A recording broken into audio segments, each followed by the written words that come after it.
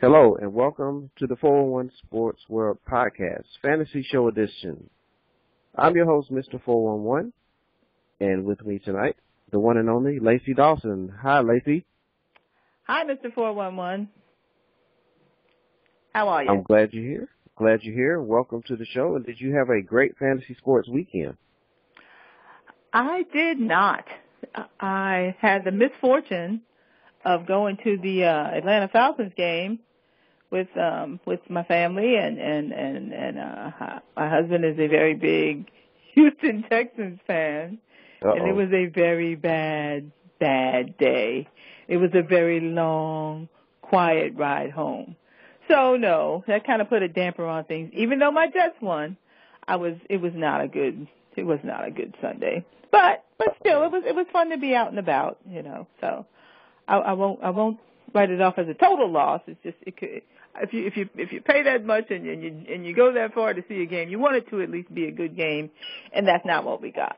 So we're thinking about going to the Minnesota game November 29th, but we'll have to see. At least we won't care about that game. So. Hey. But other than that, it was a good weekend. Yeah, you get to see Julio Jones versus Adrian Peterson. That should be a great fantasy matchup. So. Well, I saw Julio Jones versus the Houston Texans, and I wasn't really impressed. Uh-oh. But that darn Devontae Freeman, boy, he's the real deal. At least he feels like it. Wow. Okay. Well, that's a great tease for our studs and duds. Yeah. And that's going to be one of the topics that we cover tonight. Our week number 4, stud and dud. We're also going to talk about some free agent pickups that hopefully will help your team. Whew. Getting to be crunch time. Yes. And also, we have questions pouring in from the listeners, and we will reach into our grab bag and see what we find there. So, Lacy. Yes. Let's go ahead and jump into it. Sure. The studs for week number 4. Studs. Who caught your eye this past weekend? Well, I have to say, as a Jets fan, I was very, very, very happily surprised by Chris Ivory's obvious return to good health and to the winning side of the football. I really enjoyed that. Jeremy Hill was a pleasant surprise. And there were quite a few. Actually, this week was pretty crazy in my opinion, because there weren't really a lot of high scoring fantasy players. Right. I mean, there weren't these big lopsided wins that we've kind of come to expect, from week to week. There weren't a lot of, there was nobody throwing 4 and 5 touchdowns. There were. I was looking at a couple of shows, and they were talking about the top 10 players, and the top 10 players, the highest score was 32 points, which is not a lot fantasy wise. We've really gotten used to some gaudy numbers, and I was really surprised at what a low scoring week it was. Actually, the number 3 top scorer in fantasy was a kicker. Yeah, amazing. That should tell you that this was a kind of a down week. So, some of those huge scores that we've been seeing, didn't see a lot of that this week. But as far as studs go, and I consider studs people that you drafted high and they performed at a high level. So I'm going to go with people like Martellus Bennett, Jeremy Hill, maybe Todd Gurley finally showed up, Doug Martin finally showed up. I'm not really going to, well, there are some people that I consider studs, but they're not people that you drafted, to have the kind of day that they had. Tavon Austin, is it Tavon Austin? He's somebody that I have picked up and dropped like twice already, just moving people around in my lineups. I'm in quite a few fantasy leagues, but you know what I mean? There are certain people that you're just kind of moving around and hoping for the best, but you got some studs out of that this week. Oh, yeah. So who caught your eye? Well, this is a shocker now. I had to look at this twice, but Jeremy Maclin, my goodness, he was a stud this week. I mean, can you believe that? A Kansas City. It's about time. But my question is this: did he have a touchdown? No. but he's a stud in the PPR league. And I guess also with 148 yards, I mean, in a standard league, I would say that 148 yards would. That's definitely studly, yes. Yeah, that gives you what? Even if he caught 60 yards and a touchdown, that would be, 12 points. So just on yardage alone, he topped that. So I would give him a stud. I'm giving you a hard time just because I can. How about Le'Veon Bell? I mean, he had a monster game. The Steelers considering that he didn't, that they didn't have a lot of offense in that game. I thought that he did really well, but he was drafted to do well, and so he didn't disappoint. So I'm happy with him. I only have him in one of my leagues, but he got me on the winning side, so I appreciate that. Yeah, Justin Forsett. In the same game, he had 150 yards. And he was on my bench. He was on my bench, and I have him on the same team that I drafted Le'Veon Bell, so that would have been a nice 1-2 punch. However, he will be in my lineup the rest of the way, and you know what that means. He will return to sucking. But I'm going to start him anyway. The jinx. Yeah, Phillip Rivers was also anyway. And Phillip Rivers was a stud. And and I had one more, too, and this was a surprise one here, Vincent Jackson. He had 147 yards, 10 catches, and a touchdown. He really did. I'm surprised, and I don't know whether he was on whoever had him. I don't know if he was on their bench or not, but if they had better options, he was probably on their bench because Tampa was playing Carolina. Exactly. But he did well, so gotta take that and be grateful for it. Okay. Well, on the flip side of that, Lacy, who disappointed you this weekend? This is a much longer list. Uh-oh. Do you want to go first or shall I? Oh, carry on. Okay. Well, we kind of touched on Julio. And, Julio, and I'm going to put Greg Olsen in this same category. Not that they're quite the same, but they're on their teams, they're such a target. They're really the number one target. So, the other team is going to spend a lot of time preparing for how to deal with them and take them away. And it looks like that was the game plan for Houston and also for Tampa, that they were going to take away Olsen and they were going to take away Julio. And they did that. But, that as usual, that opens the door for other people to step up and get those points anyway. So, even though they were duds, you can kind of understand it. Antonio Brown, kind of the same situation, Right. When you got a number one guy that's just that much better than everybody else, they're going to target him. Now there were some duds that, that, in my opinion, come on, Odell Beckham, you need to be better than this. People drafted you really high, and you're not getting a whole lot done. This is week 4, and I understand Buffalo has a great defense. I do get that, but people drafted you high. Who is it? Kelsey in Kansas City. Dud. Absolutely. Eddie Lacy. Dud. Come on now, you can't have that, And you know what? And what Lacy was facing San Francisco, so I know everyone who owned Lacy had them in their lineup. Oh man, and was salivating. And they paid the price. He did not get them what they. Well, that was a very low scoring game, a surprisingly low scoring game to me. But San Francisco, Kaepernick, he is really. I don't know who's the worst dud. Is it Kaepernick or Miami? This week is Miami. Come on, guys. I mean, they were playing my Jets, so, I understand that they were up against a really a good team, a good defense, but I mean, they just, I don't know if they just wanted their coach to get fired, but they were really bad. And Tannehill looks bad. He makes Jarvis Landry bad. He makes, that contributes to Lamar Miller being bad. I mean, it's just bad. It's all bad. They got to figure something out. Even though they got rid of the coach is gone, I don't see how they're going to be any better. And my last big dud is a dud because somebody else was a stud. C.J. Anderson, you know, he was going high, man. Oh my goodness! And Hillman is getting all the love. So you know, I don't know what the problem is. I can't even speculate about that. And but I don't know if people who are injured can be considered duds. But I'm not happy with Marshawn Lynch. Just saying. That would be considered a dud.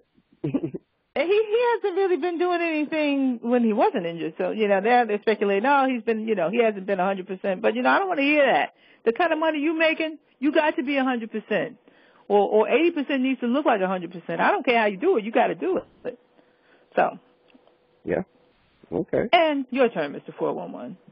Well, you nailed it. You hit the hammer on, you know, what do you call it? The nail on the head, whatever, but you nailed a lot of them.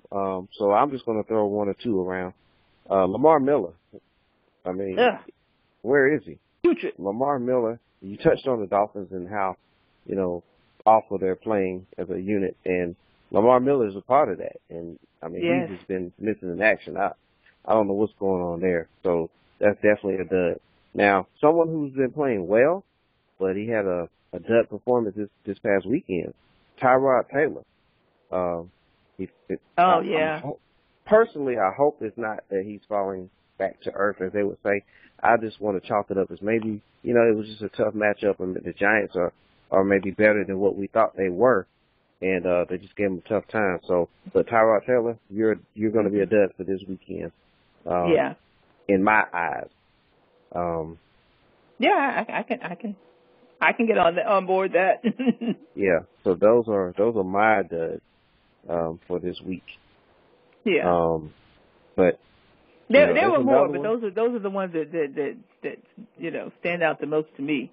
Yeah, definitely. Those stand out. And that's probably, you know, everybody probably has those same sentiments out there, but we like to share that with everyone. Now, the scoop and score. This is where, you know, it's like a good Seattle, you know, when Seattle Seahawks defense is on a roll, they hit the quarterback. The quarterback drops the ball, fumbles it, and then that defensive back comes in, scoops it up, and runs it in for a touchdown. You know, this is what fantasy football owners pride themselves on right here. They batted out of bounds.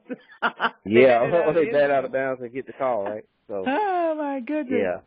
But in this group of score segment, we want to, you know, discuss, you know, what players are out there in the free agent land that fantasy owners can scoop up in free agency and score in week 5. So, Lacy, you want to name a couple players for the listeners out there? Name somebody that you could scoop up. I mean, you know, there are a lot of people that kind of emerged from nowhere this week. I want to say, let's see, a couple of people that come to mind. Obviously, Alan Hearns out down in Jacksonville. He's a receiver. The other Alan. You know, he actually on Sunday before I left for that game, I was contemplating picking him up, but it was too early, and in that league the commissioners have to approve your move, so I didn't have time to wait for somebody to get out there, or I would have picked him up. And then when I got home, I found out one of the commissioners actually picked him up. Thanks for nothing, commish. But oh wow. But there's a couple of players that kind of emerged. One of them, Ted Ginn, you know, he's been on everybody's radar off and on for a couple of years now. He had a really good Sunday, and when I talked earlier about Greg Olsen getting basically shut out, that led, you know, when somebody gets shut out, somebody else is going to have a pretty good game, and Ted Ginn was the beneficiary of that. However, just to keep in mind, this week's week 5 bye, the teams on a bye are Carolina, Miami, Minnesota, and New York Jets. So he's somebody that's playing for Carolina. So unless you have an immediate need, you know, you could pick him up and stash him.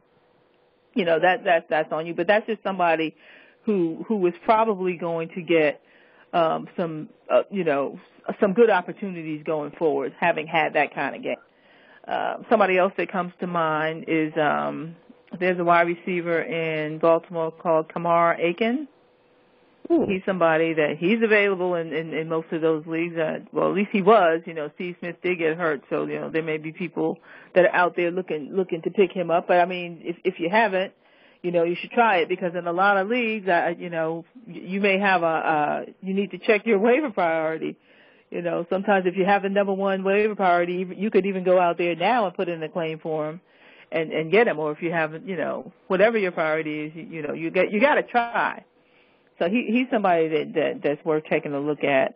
There were a couple of other notes that I saw just from today. One of them is there's three of them. One of them is Antonio Gates. His suspension is over, so he'll be back. So if he's on the waiver wire, which I doubt, but he may be somebody that's available. There's some leagues that are fairly deep where you only have 10 teams, and so there's a lot of players out there. He's a big part of what Phillip Rivers likes to do, and Phillip Rivers seems like he's kind of riding his ship. So Gates is somebody, if he's available, you should try to take a look at him. There's a couple of players that I was just from listening from today. Dan Herron has just been signed by Buffalo because of all the injuries that they have there. Carlos Williams, he was supposed to be the second coming this week, and that didn't happen. But he's undergoing that concussion protocol, so he may not be available. And if Buffalo picked up another running back, then there's no reason why you shouldn't pick up another running back, because Buffalo is going to run the ball. Right. There's another one. It's in Seattle. I already talked about Marshawn Lynch. Fred Jackson got a lot of work last night. Fred Jackson is suspected now that he has a high ankle sprain. So you need to go back into the grab bag there and see if you can come up with Derek Coleman. He may be available in your league. He's somebody to give him a try, because, Seattle's going to run the ball. And they're playing Cincinnati, so it's going to be a tough week. It's probably going to be one of those another 13-10 kind of week. So those are just some names that popped out at me. And last but not least, I'm sorry, I have two more little ones. You probably have these. Zach Stacy is probably on somebody's team, but he had a decent. He's getting that goal line. He's that vulture, so he may be worth picking up. For filling in for a bye week while the Jets are on a bye this week, you may be able to pick Stacy up. There may be people who overlook him because they can't start him. He may be He's somebody you should keep an eye on. The Jets are going to run the ball. And Riley Cooper snuck in and had a really good game for Philly.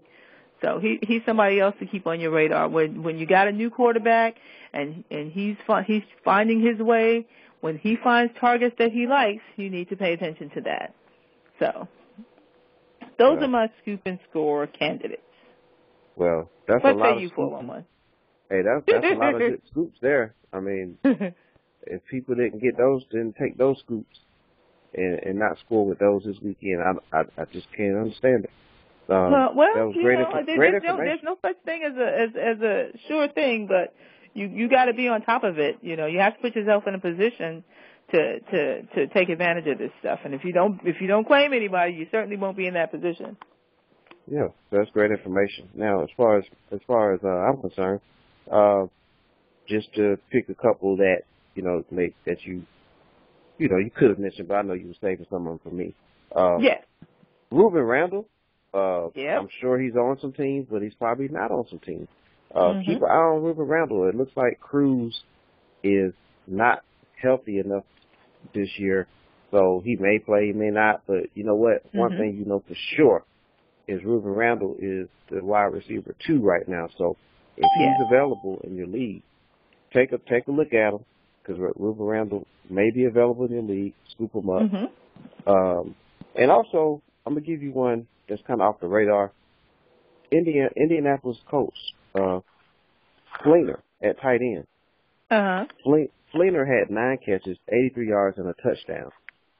That's a great line for maybe a second string tight end. So if you're hurting at the tight end slot, keep an eye on that because you have, like Lacy mentioned earlier, you have Carolina on the bye. So Olsen, if you own Greg Olsen, you might want to look at Fleener in Indiana. So particularly since Dwayne Allen is out. Yeah. Right, and Dwayne Allen's injured. So there you go. Injuries, who's backing up these injured players. Yeah. And all they need is opportunity. The more snaps you get, the more opportunity, the more points. So keep an eye on all those players that we just named for scoop and score. And we hope it all works out for you in week 5. And now for our final segment for the fantasy show, and it's one of our favorites, In the Bag. It's our mailbag questions, and what we love for you to do is send us your questions and comments. Email us at 411sportsworldpodcast@gmail.com. And if you send that in, lucky listeners, we will select your question or comment, and we'll put it on the air. And for this team, the team name is Just My Andrew Luck. And I like that name. That was clever. Yeah. Just My Andrew Luck. Love that name. Well, here's the question from Just My Andrew Luck. These players are out there available to him. So I'm assuming that they're on his roster, or he may have to pick up a player somewhere. But this combination of running backs, Geno Bernard, Ronnie Hillman, LaShawn McCoy, and now he has Ellington on his roster, but he's afraid of the injury situation right now. So out of those running backs that I just named, Bernard, Hillman, McCoy, and he has Ellington already, how would you rank these? So he wants us to prioritize these backs. Lacy, I'll let you go first. Okay. And you put them in the order that you feel that Just My Andrew Luck should do. Let's see. Well, he says he has Andre Ellington. I think the number one target should be Ronnie Hillman. Yeah, to me that one's a no-brainer, and it's fairly obvious. I mean, Denver's running the ball. Hillman's basically seems to have it mostly to himself. Anderson's just really not showing up. Denver's going to continue to run the ball, and as long as he's healthy, Hillman can get the job done. I think that after Hillman, I'm going Gio Bernard because he factors into the running and the passing game, and I think that his presence is a big reason why Cincinnati does as well as they do, and I can't trust LaShawn McCoy. He's not healthy. I don't know. He didn't have a good year last year, and this year so far is even worse. I just I feel like if you're targeting LaShawn McCoy, you're targeting the name and not you're not looking at what he's done. He hasn't earned the right this year to be targeted at a high level. He hasn't played at a high level. He's barely played at all. So he would be the least of those running backs. And if it's an injury problem, I hope he gets himself healthy.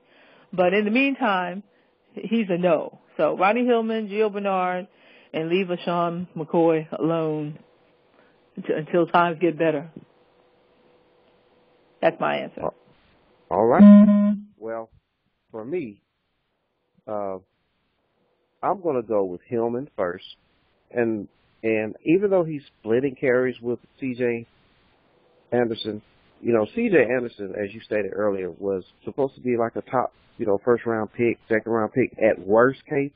But anyway, he's supposed to be a running back one for your fantasy roster. And he's looking, so he clearly had the job. But we're in week 4, and now he's splitting carries. So that tells me that the arrow is trending downward, and it's trending upward for Ronnie Hillman. So if I had to choose which back to take, I'm taking Hillman because long-term, eventually it looks like Hillman is going to be the running back one, and he'll eventually get the majority of the carries. So I would go Ronnie Hillman first. Also, Denver is they're going more run first offense, so go with Hillman number one. Right, and they're trying to take the pressure off of Peyton too. Exactly. He's not looking good. Yeah, and number 2 I would go with Bernard as well, for the fact that he's healthier than McCoy and Ellington, for one. And then also, even though his carries are being split between him and Jeremy Hill, he's still getting the majority of the carries. So go with Bernard on that. Then third, I would have to say at this point, it's almost a tie for third and fourth, but you have LaShawn McCoy. I will go with McCoy for the fact that, he is the starting back for Buffalo. Carlos Williams is a young back that is getting carries, but they're still going to work him in. McCoy is the guy, and plus he can play in the passing game if you're in a PPR league, which I believe just my Andrew Luck is in. And then last, you already mentioned that you have Ellington, so just keep him on your roster. But right now, for this question, label him as the running back number 4 of your choice. So I believe Lacy and I are on the same sheet of music there. And, I think so. And just my Andrew Luck, I hope you are as well. Now, for part 2 of just my Andrew Luck's question. Oh, there's a part 2? He's in a 10-team league, PPR, 2 running backs, 2 wide receivers, flex position. Now, his question is, how should we value wide receiver Alshon Jeffrey now that Jay Cutler is back in the starting quarterback position healthy? What is your thoughts on the status Is this a trick question? Yeah, but what is your thought on Alshon Jeffrey? What do you think just my Andrew Luck should do with Jeffrey? Oh, my goodness. What nonsense. Look here. First of all, having Cutler back is no great big wonderful thing in the first place. However, I don't know, it's not just about Cutler being back. Alshon Jeffrey's not healthy yet either. And I'm just not sold on Chicago this year. Not in any way, shape, or form. They look terrible. Cutler is flaky at best. You never know which guy is going to show up. He's just not mentally good enough. At least not at this point. I don't know if he will ever be. He's just not good enough. I can't trust Alshon Jeffrey because I can't trust Cutler. He's making the whole, I won't say he's the only reason that the team is bad, but Matt Forte, who's been consistent, is this year he's not getting anything done. You can't get anything out of the quarterback position. It impacts everything else. So right. Alshon Jeffrey and Matt Forte are very talented young men that are just in a bad situation. And that bad situation is because of Jay Cutler. Well, don't trust Cutler. No. That's my opinion. Yeah. Go get somebody else. If you're in a 10-person league and you only have 2 wide receivers and a flex and a running back that you're starting, then there's some other people out there you should be targeting. We talked about some of them earlier. Yeah. Well, I'm in agreement. Jeffrey has the potential, but let's look at a couple things. Injuries. Has he played yet? You know what I'm saying? So you're already a quarter through the season. 4 games into the season. You're probably in a 13-week league, and you're trying to qualify for the playoffs. So at this point, wins and losses are at a premium. Mm-hmm. So why waste time or take that kind of risk on an injured receiver and a team that's struggling like the Bears when you can go out and get some free agents? I mean, there's 30 wide receivers. If you go by 2 receivers per team, and a lot of teams run out 3. So in a points per reception league, you have 90 receivers to choose from. Just go out there on the free agent, wire numbers and pick up somebody. Yeah, you can get somebody. Or see if you can shop him. Try to trade him. Yeah, try that. You probably drafted him pretty high, so you don't want to just get rid of him. Yeah, and if there's no takers, just stash him at the bottom of your roster. But if you have a player that you can drop and add, I would say go out and find you a wide receiver. Go out and find you a wide receiver, and you can replace Jeffrey. You can replace Jeffrey with another player. So just like Andrew Luck, we hope that helps you. And by the way, look at players like Moncrief and Ty Montgomery. Just keep an eye on those type of players. Get those wide receiver threes that are out there with that are playing alongside Aaron Rodgers and Peyton Manning and Drew Brees, guys that are airing it out, Rivers, and you'll do better going that route. So, hey, even Hankerson in Atlanta.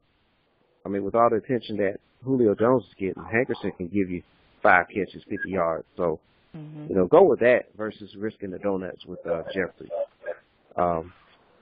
But yeah, that covers our section of the grab bag. And Lacy, are there any parting shots you'd like to give the fantasy owners out there? No, we already talked about the bye weeks for Carolina, Miami, Minnesota, and the New York Jets. Just looking down the lineup for week 5. We're going to start Thursday in Indy. Indy versus Houston, and that game has the potential to be ugly just based on what we've seen out of both of those teams. And everybody wants Andrew Luck and Indy to get his groove back, but Indy's been really bad. They struggle with Jacksonville. Come on, right? Houston struggled with Atlanta, but I mean it was Atlanta. Indy struggled with Jacksonville. They're making everything look really hard.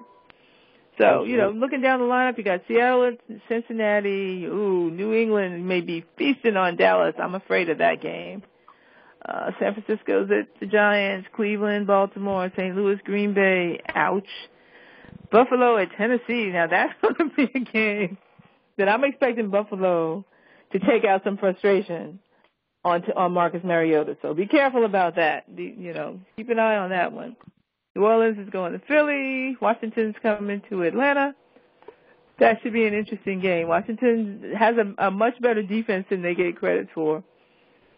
And they better be better than Houston's so-called good defense, because they couldn't do much of anything.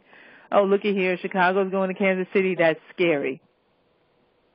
That's just going to be ugly. I think the score will be 6-9, something ridiculous.